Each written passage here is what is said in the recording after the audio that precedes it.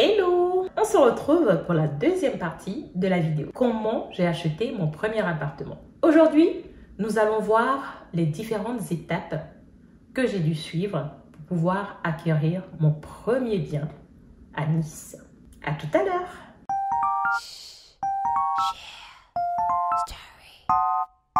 L'aventure, elle a commencé, je pense, un peu comme pour tout le monde.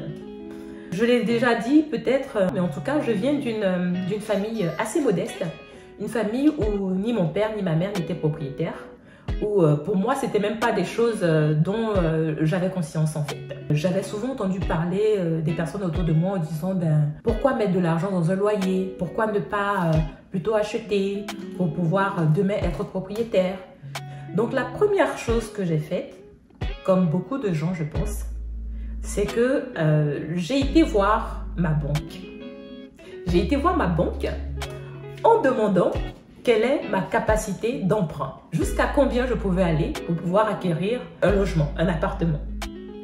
Et je pense que ça, c'est la première grosse erreur que j'ai commise. Pourquoi je dis ça? Parce qu'en arrivant devant mon banquier, qui lui est un salarié qui fait du 9-17 heures et qui a un salaire à la fin du mois, qui n'est même pas dans une logique d'investissement ou quoi, mais c'est pas lui qui va me dire comment je fais pour acheter et tout ça. Donc très gentiment, il m'a dit « Écoutez madame, est-ce que vous avez trouvé un bien ?» Et j'ai dit non, je veux savoir combien, jusqu'à où je peux aller. Il m'a dit « C'est pas dans ce sens-là, c'est pas comme ça se passe. Avant de venir voir la banque, nous la première question qu'on va vous poser c'est « Qu'est-ce que vous avez trouvé comme appartement ?» et quel est le montant, et à partir de là, on va vous dire si vous pouvez, oui ou non, emprunter pour acheter.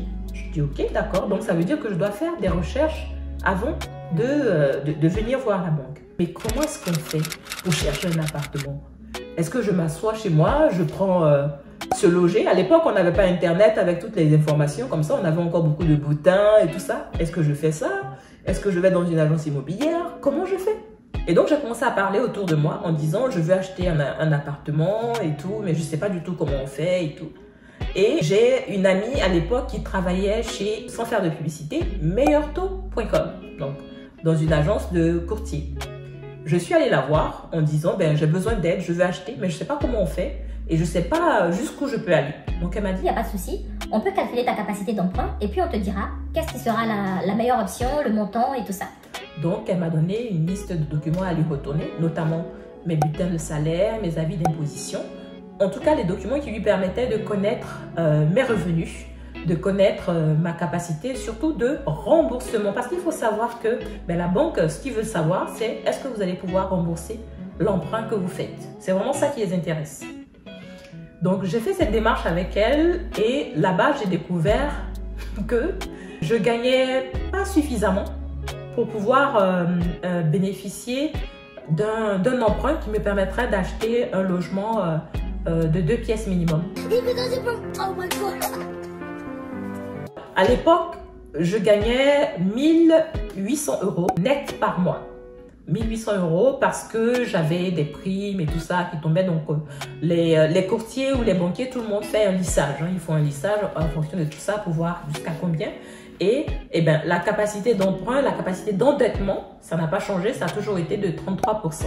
Donc, eux, ils regardaient sur les 33%, ça faisait que 6 x 3, 18, je ne pouvais pas rembourser en net plus de 600 € de mensualité.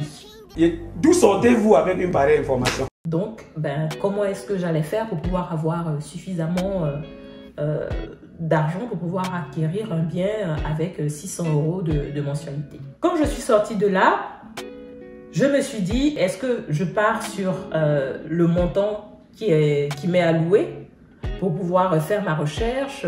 Comment je procède en fait? Et j'ai eu beaucoup de chance. Encore une fois, je le dis. J'ai un ami, agent immobilier. Alors, c'est pas mon ami directement, c'est un ami de mon ex-conjoint, très concrètement.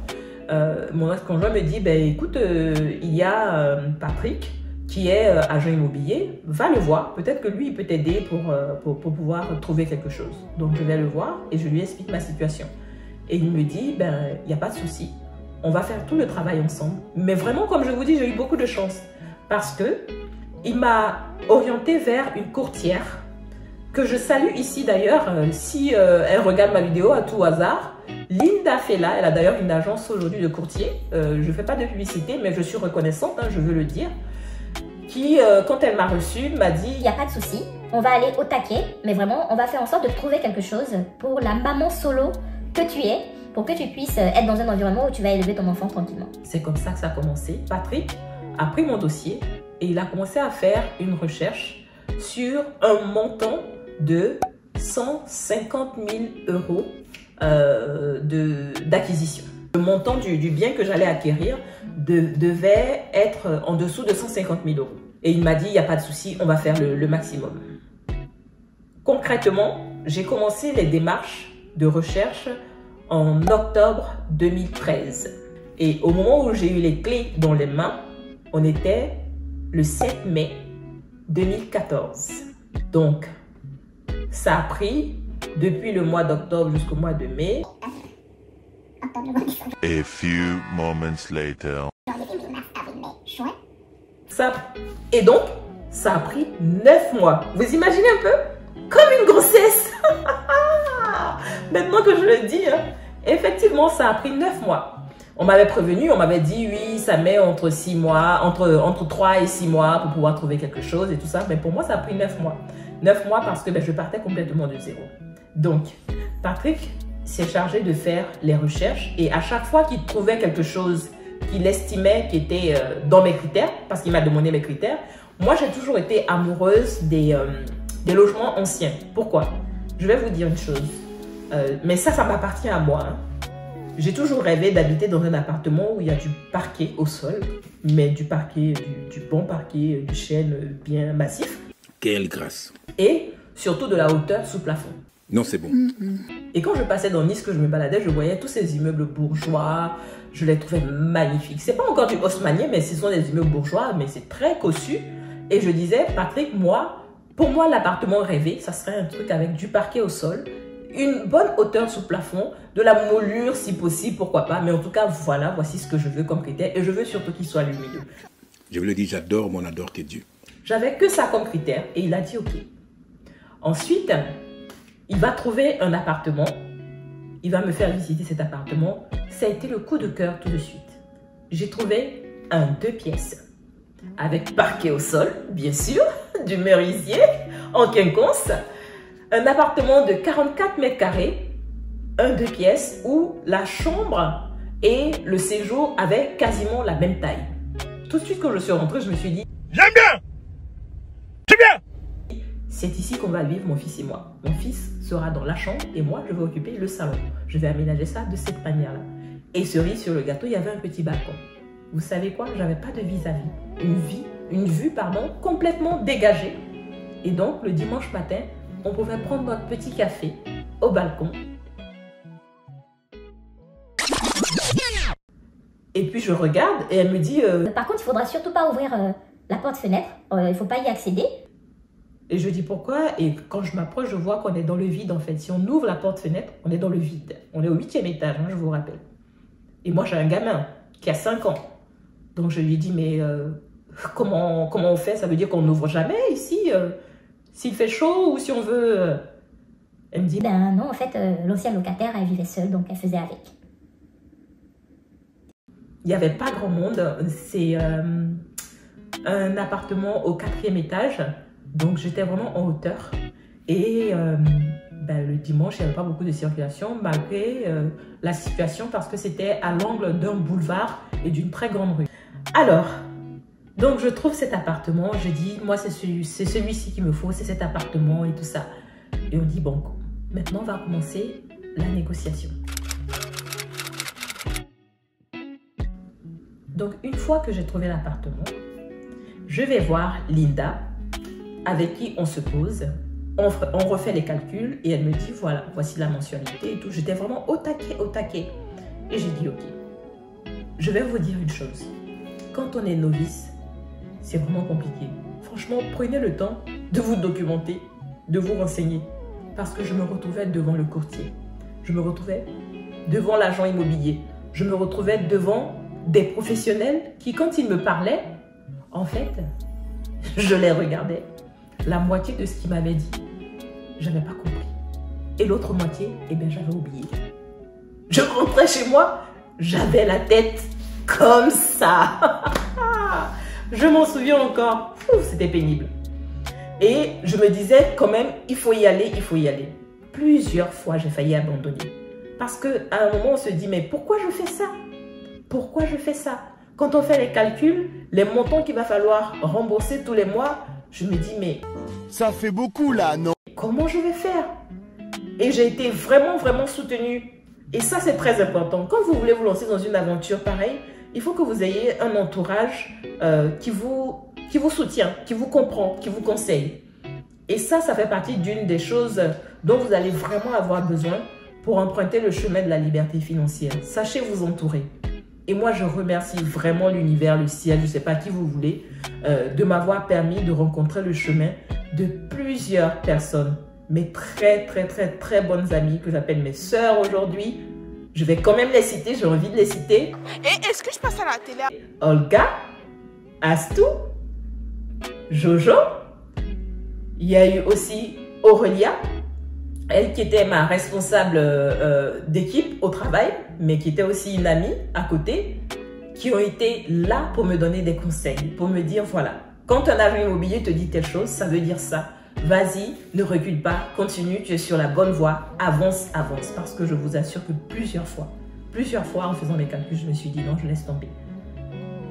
Et finalement, Patrick m'appelle un jour, il me dit, c'est bon, le propriétaire a accepté ton offre, ton appartement, tu vas l'avoir pour 143 500 € à l'époque. Et maintenant, commence la deuxième partie.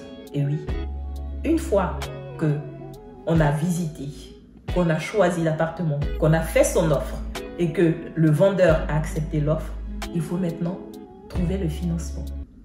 L'argent, les gars, j'ai l'argent. Hein? Je vais aller voir ma banque. Je retourne voir ma banque. Cette fois, j'ai le compromis de vente avec moi. J'ai voilà, la proposition qui a été acceptée, j'ai tous les documents, j'ai fait les calculs avec la courtière, je sais exactement jusqu'à combien je peux aller et tout. Et d'ailleurs, c'est la courtière qui m'a orienté vers cette banque. Hein. Le Crédit Agricole à l'époque. Oui, c'est pas ma banque parce que ma banque c'était une autre. Elle m'avait pas suivi sur mon projet, qui avait dit non, vous n'avez pas la capacité d'emprunt et tout ça. Bref, donc je suis allée au Crédit Agricole. Et là-bas aussi, j'ai rencontré une conseillère juste super top qui avait déjà commencé à me parler de budget, de comment tenir mon budget, de liberté financière et tout ça. Mais je ne l'avais pas entendu à l'époque. Tout ce que je voulais, c'était les clés de mon appartement. Voilà, je vais être honnête avec vous. C'était ça. Donc tout ce qu'on me disait, en fait, je l'entendais, mais je n'entendais pas bien, quoi. Je voulais seulement signer et puis rentrer dans mon appartement. Et donc, je vais déposer ma demande de prêt, de financement. Et au boulot également, j'ai eu la chance d'avoir ce qu'on appelait à l'époque le prêt 1% pour les primo-accédants. C'était le premier appartement que je devais acquérir. Donc, le prêt primo-accédant, c'était jusqu'à 16 000 € de prêt à 1%. À 1% d'intérêt. Sachant qu'à l'époque où j'ai acheté, on était en 2014, et bien j'ai acheté à 4,57. Je pense qu'il y en a qui vont s'arracher les cheveux en entendant ça, mais c'était ça les taux à l'époque, hein, c'était très élevé. Et donc là, mon employeur me faisait 1% de prêt, donc ça faisait un deuxième prêt, et j'ai eu droit aussi au PTZ, au prêt à taux zéro, à l'époque qui était proposé pour les primo-accédants. Donc il y avait plusieurs prêts qui étaient composés, et c'est comme ça que quand j'ai déposé ma demande, elle a été acceptée et on est passé devant le notaire ensuite. Donc, une fois que l'offre est acceptée, la banque ou les organismes vont m'envoyer des documents qui disent que ma demande de prêt a été acceptée, et c'est à partir de là maintenant que je vais recontacter le notaire. Le notaire rentre maintenant en ligne de compte pour lui dire que c'est bon, j'ai mon offre de prêt, ma proposition de prêt, et que je suis prête à acheter. Et là, on va fixer le rendez-vous pour la signature définitive de l'acte d'achat. Donc, j'avais rendez-vous le 7 mai chez le notaire pour la signature. On arrive, j'étais vraiment... j'étais surexcitée, je vous avoue que ça faisait trop bizarre, quoi. Je ne comprenais pas trop ce qui se passait en fait. Je me suis dit, allez, tu te lèves, elle est normale et tout. Mais j'étais pas normale en fait.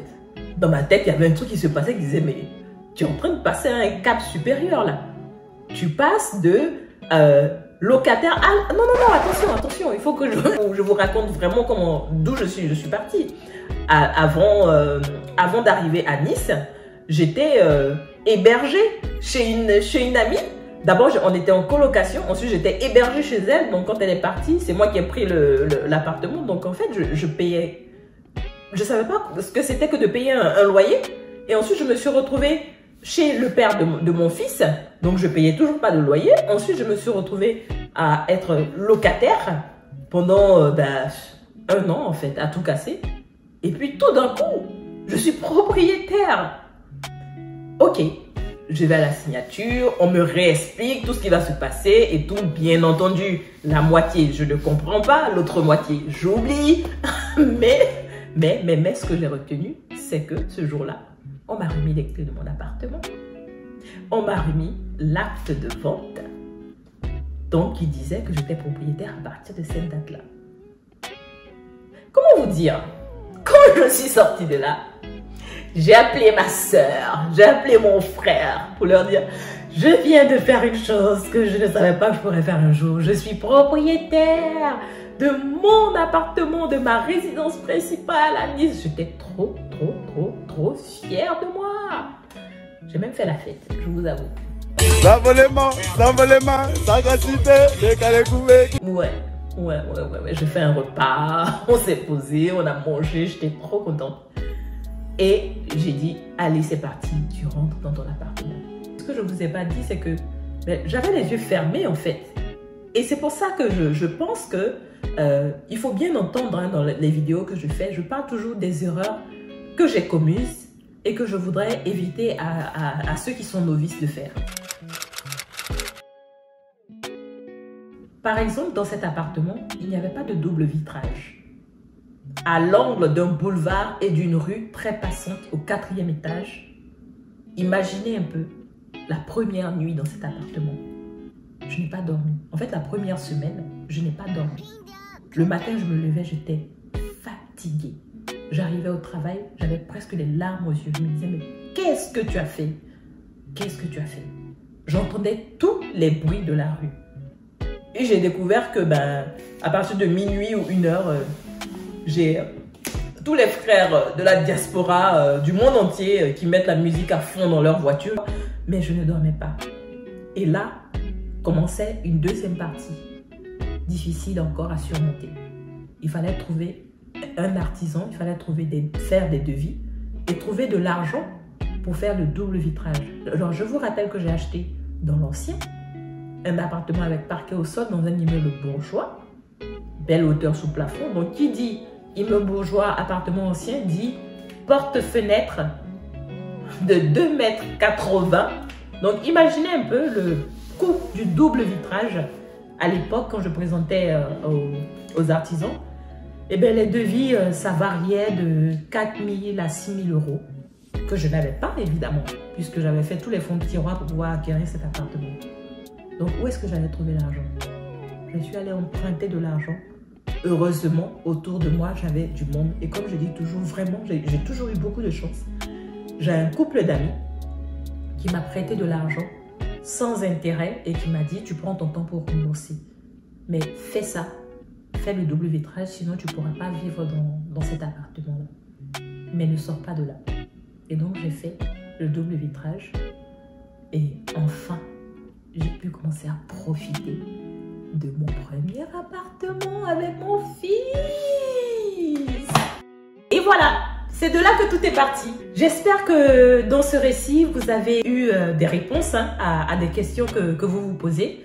Ou alors, vous avez pu réfléchir à des choses auxquelles vous n'avez pas encore pensé jusque-là. Sachez que quand on veut acheter un bien et que c'est pour la première fois, il faut surtout se renseigner auprès de personnes qui sont déjà passées à l'action, qui ont déjà fait ce pas-là, qui vont vous raconter leur histoire.